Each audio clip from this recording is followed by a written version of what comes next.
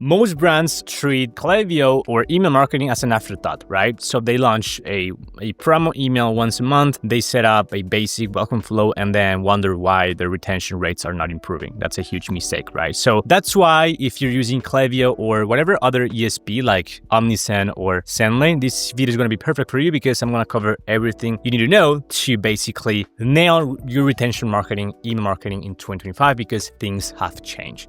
So with that being said, let me dive right into it. So first things first, and this is something you need to understand, more of a mindset shift, is that you need to start with acquisition in mind, not just retention, right? So this is again, more of a mindset thing. So I'm going to cover more actionable things later in this video. But for now, this is really important to understand.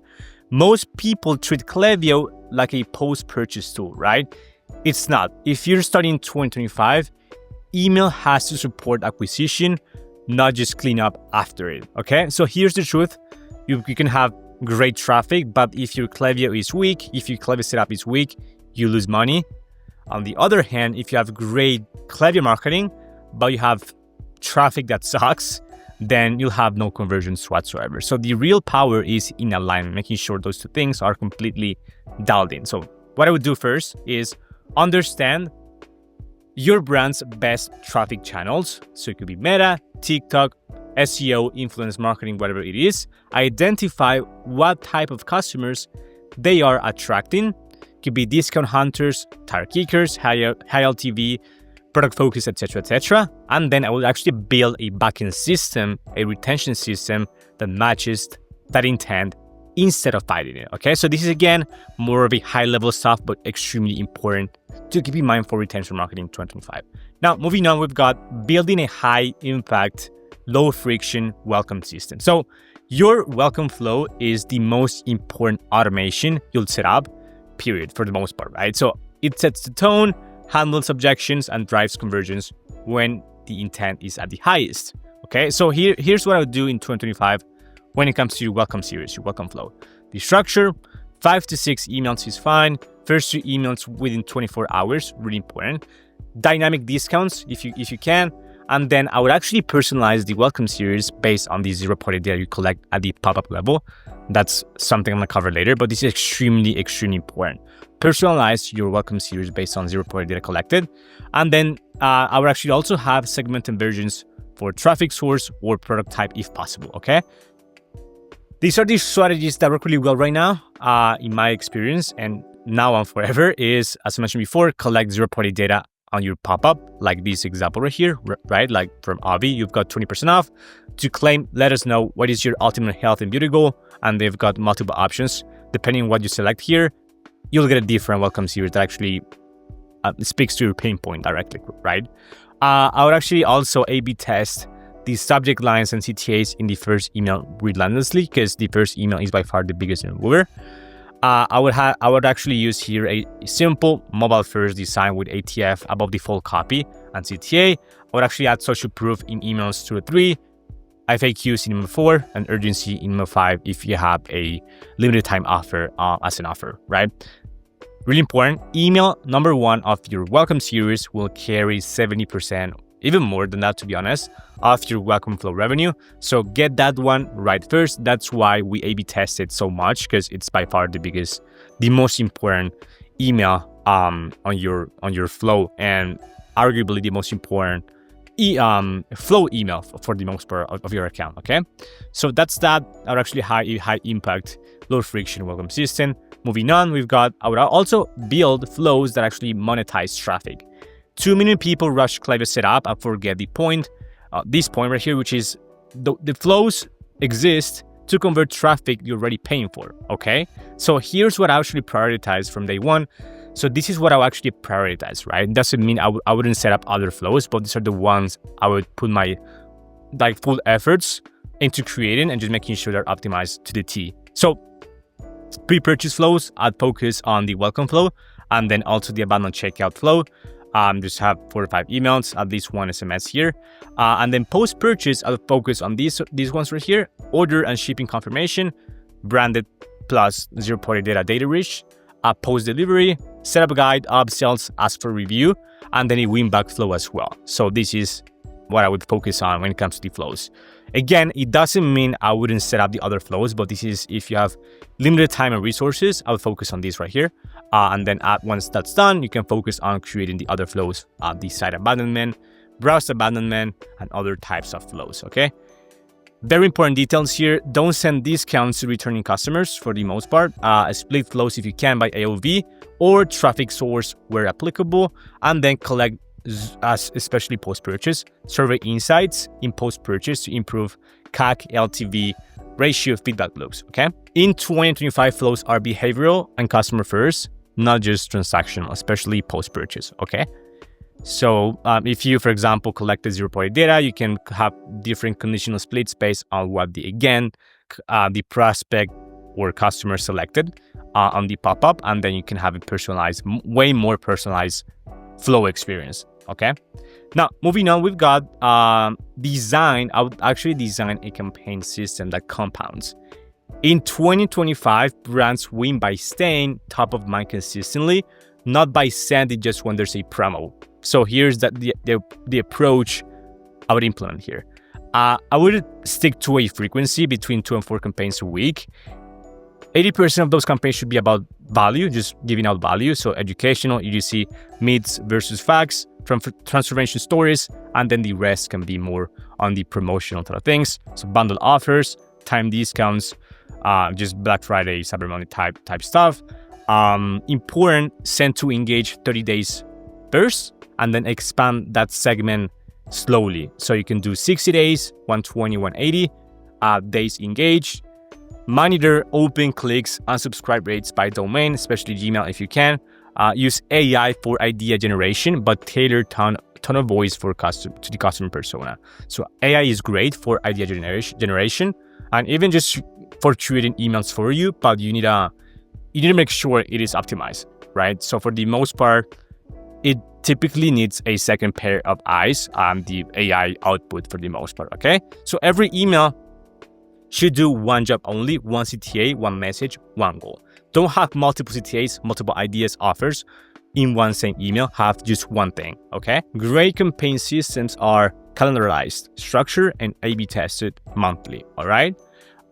So yeah, campaign system, just having frequency, just sticking to a frequency and just nailing that every month. Could be 2, could be 3 a week, whatever it is. Stick to it and be consistent with it. Because again, one of the most important things with email is staying top of mind. So that way, when the prospect is ready to buy, you're top of mind for them, okay? Especially if you provide value. Next, we've got set up analytics from the get-go, deliverability and optimization from day one. So you don't grow what you don't track. So in 2025, deliverability and performance transparency are non-negotiable. And I've seen this plenty of times, even with bigger brands. They have amazing emails, but they're just landing in spam folders, so they're wasting time, money, and resources. So it doesn't make any sense. Make sure your sender reputation and deliverability are on point before sending, okay? So this is what I'd set up, is the Google Postmasters tool to monitor domain IP reputation. I would use smart sending time in Klaviyo. I would exclude Apple privacy opens from reporting. I'll do a monthly list cleaning. So for example, for people who receive 10 plus emails, but they have not opened anything in the last 3-6 months, I would just get rid of them. And then I would use smart segmentation by engagement based on different time frames. So 30 days, 60 days, 90 days, etc. And this is what I'll actually monitor as well.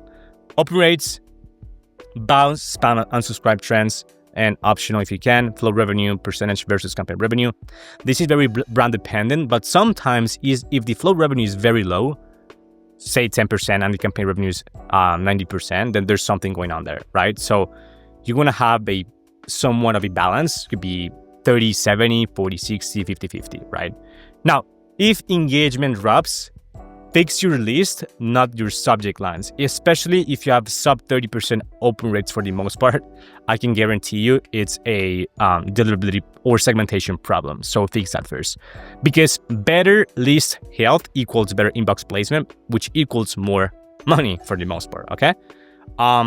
Next, and this is I would say my favorite part of email marketing, especially in 2025, is you must integrate your email marketing strategy, your Klaviyo marketing, with acquisition, user experience, and product teams.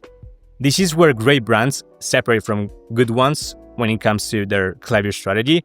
In 2025, Klaviyo is not just a marketing tool. It should support paid acquisition, so they can use those best performing angles that you identify via email on their ads, or pain points, etc., or data that you collect through zero-party data, for example. And let's say, for example, on my through this pop-up, the brand is able to identify that most people are choosing the losing weight objective here. Then you know that's the biggest pain point or motivation. So you can double down on that on your paid ads acquisition. And this is, this is so valuable for brands. Again, paid ads is more expensive and harder to crack than ever. And so this information right here, these insights are extremely, extremely valuable. Okay. So, let me get back to it here. So you can use those best performing angles or insights into your paid ad strategy. For product strategy, you can use post-purchase surveys to feed the product roadmap.